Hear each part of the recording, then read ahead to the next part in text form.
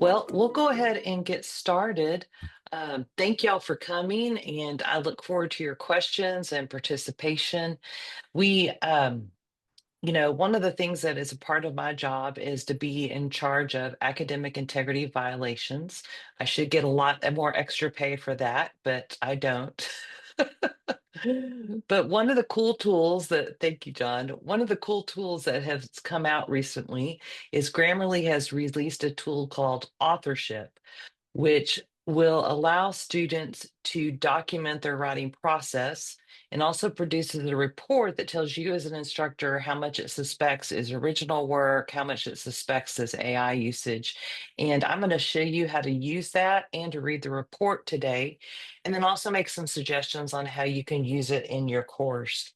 So first of all, before we get into that, before I show you Grammarly authorship, just a couple of things. It is a tool that's offered free to students. So our students at ACU Online already get access to a free Grammarly account.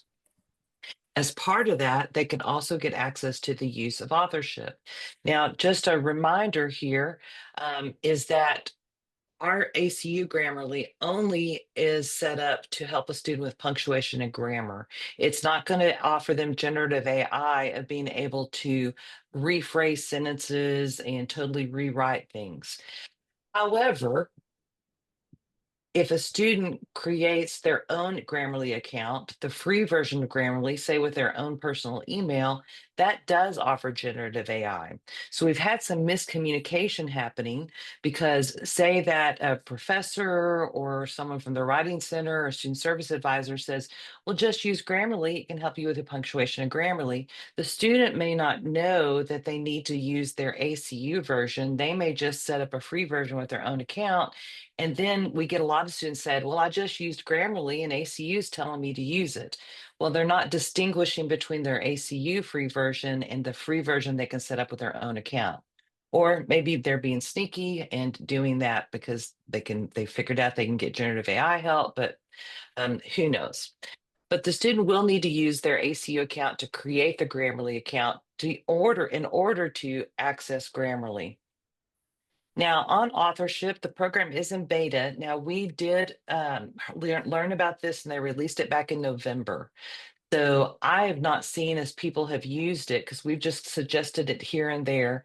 We've not seen any major problems with it, but it's only offered for Google Docs currently. However, I expect here in spring too, I'm hoping maybe at least by the summer, they'll offer it also for MS Word because our students might be more familiar with writing things and creating things in their Word account rather than Grammarly. So that will be nice that when that comes out.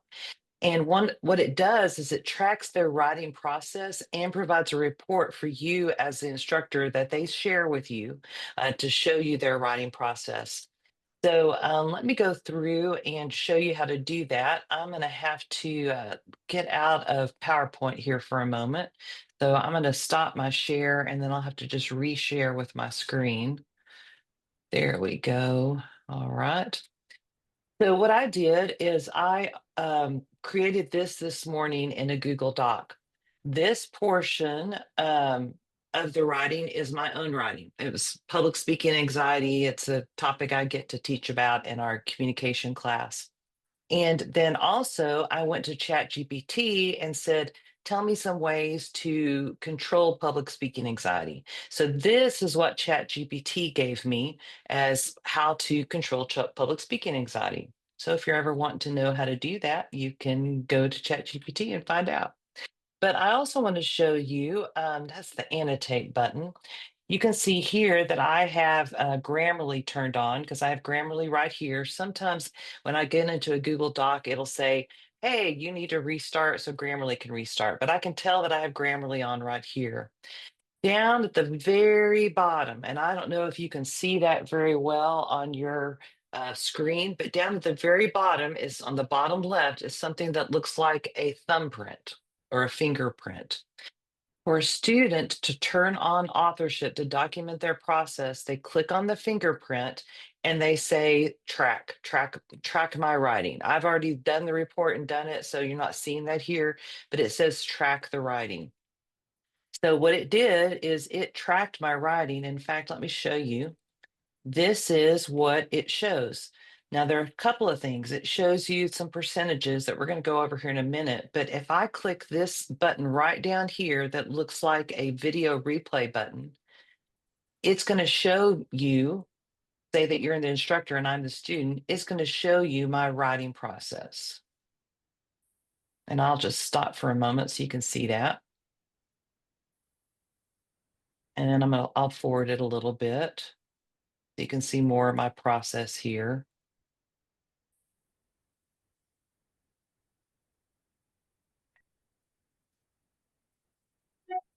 So what's great about this is you can see that if a student is copy and pasting things in, you can see how much time they're spending on writing.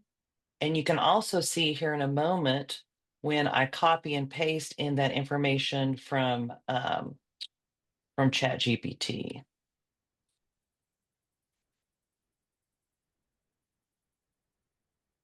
I'm going to make you not watch my whole video here.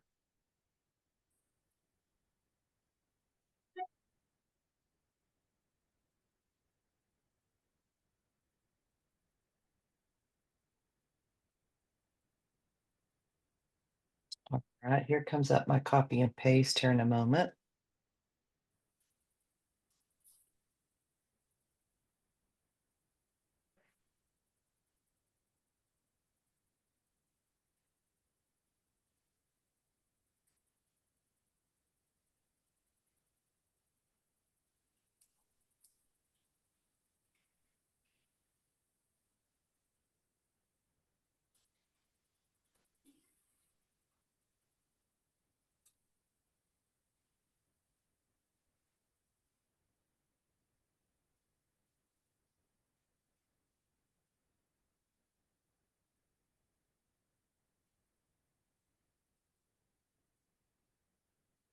And then there's my copy and paste of that. So you as the instructor, if I wanted to share this report with you, sorry, if I'm the student, I would share this report by clicking on make this report visible to anyone with a link. And then I also say include the writing replay.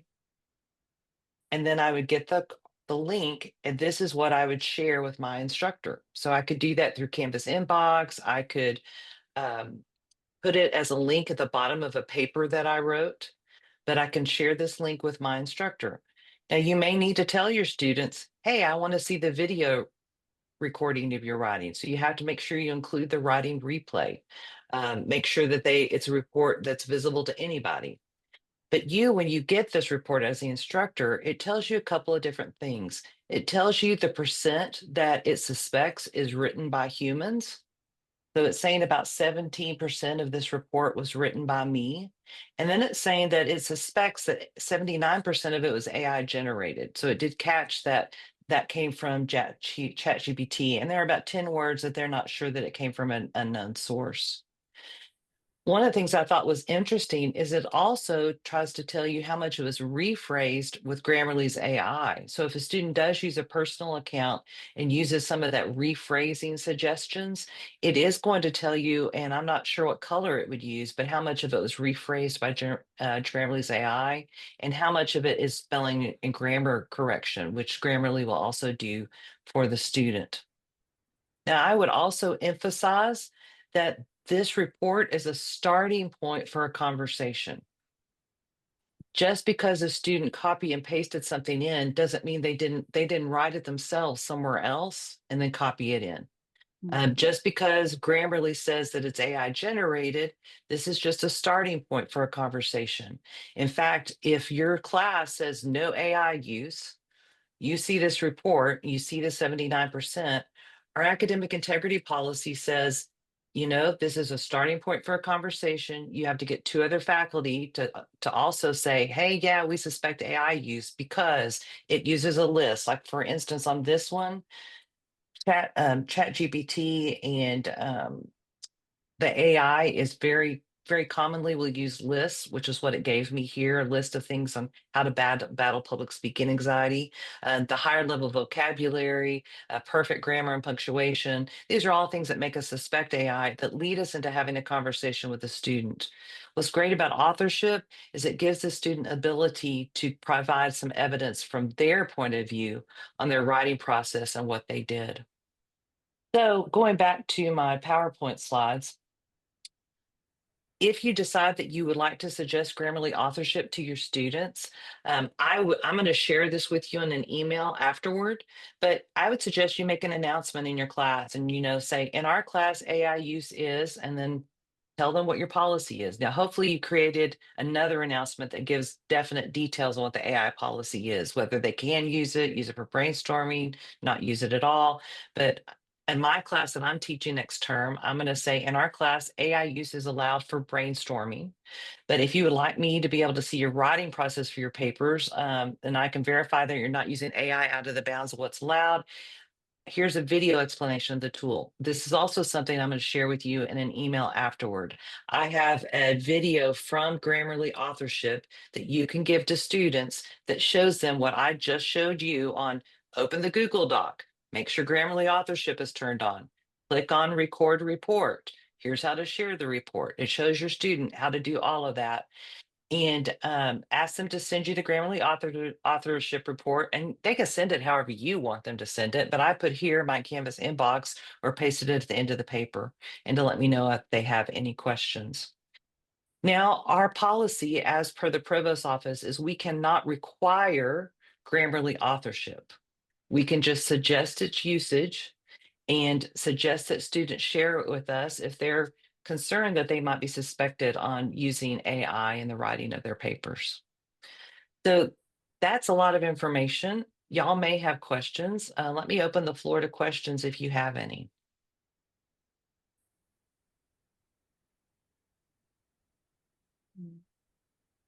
Dina, I've got a couple of questions.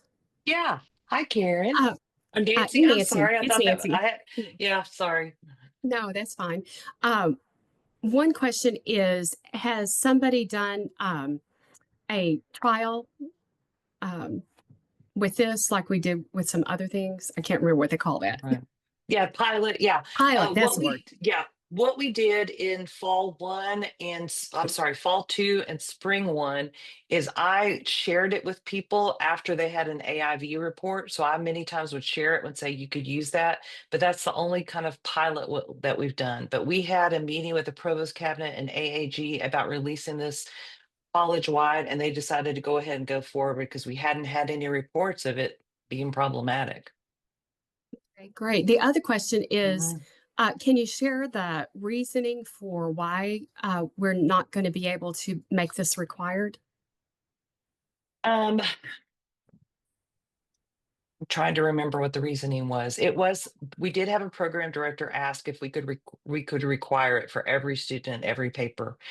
And we didn't want to come across that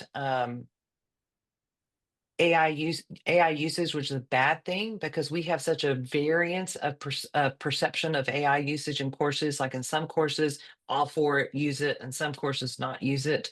And they thought it would be very well, that it would just be negative to have it as part of the rubric and as part of the grade. So if you do want to talk more to the provost office about that, you might contact Scott or George about that. Well, my question isn't so much about not allowing at all AI Okay. at all or being Yeah. negative and all that. It's more Yeah. about uh, requiring students to show some sort of citing of the use of Hmm. AI, which I am doing in some of our Yeah. courses, and just wondered if this might be an easier way to help students be able to cite when they used it rather than Mm, using it as a way to catch them doing something wrong.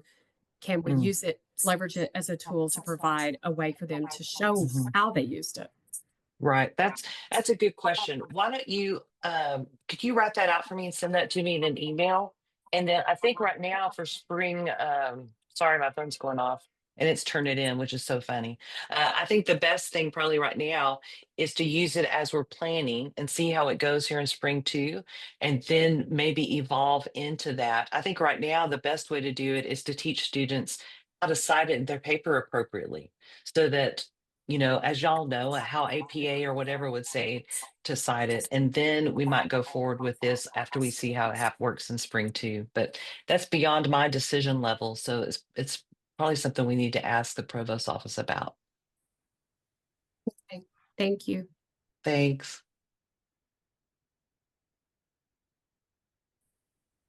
Lena, hi. Yeah. Hi, Julie. Um, so I have a more philosophical question, perhaps. Okay. I'm just curious about how this is gonna impact if we do encourage or suggest using this, how this might impact student privacy or, you Mhm. know, concerns about yeah, privacy, I guess. I feel like sometimes when I'm working on a writing project with other people, I want to do Mhm. it on my own before I share it, and I don't want them to look at my screen while I'm typing. I don't know, it feels very personal. Yeah. So I just wonder, like, is that a part of the conversation? I mean, Mm. it might not be answered yet, but it was something that came up as I was just looking into the tool. Yeah, sure. And I appreciate that. Um, my perspective on that, but I am not as connected to writing as you are, Julie, coming from the English background that you are, that part of learning is opening ourselves up transparently and trying to get feedback from others, because it might be interesting to see a student's writing process and go, hey, I noticed you're doing this, have you thought of that? But what I would say is, at the AAG level and the provost cabinet level, we talked some about that, not tremendously, but some, and decided that the positives outweighed the negatives. But again, in this presentation, I was just tasked with showing y'all how to use it, not really talking to you about decision making and that kind of thing. So it's probably something to pass on to your deans, as well as George and Scott would be open to those kind of things, because you would probably have a fuller perspective on that than I would. Yeah, I appreciate that. And I also see, I'm like excited by the prospect of gathering more information about your writing process, which can feel so ethereal and like woo woo. But if, oh, you can Yes. see like, oh, here's how you're spending your time. And that is exciting too. So, if Yeah. anyone wants to talk about it or, has more experiences in spring too, um, I'd be interested in that. Yeah. Yeah.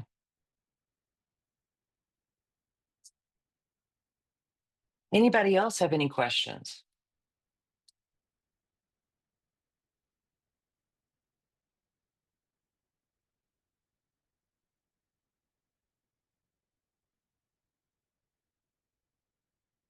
All right. Well, thank y'all for coming. And I will send out an email after this with my suggested announcement phrasing that you can definitely tweak, along with the video that you can share with students that shows students how to use Grammarly authorship and share the report with you. Um, and, for funsies, I'll also share the PowerPoint slide, and also I'll send the recording out to you as well of this meeting. Thank you for your time, and it's good to see everybody. Bye-bye.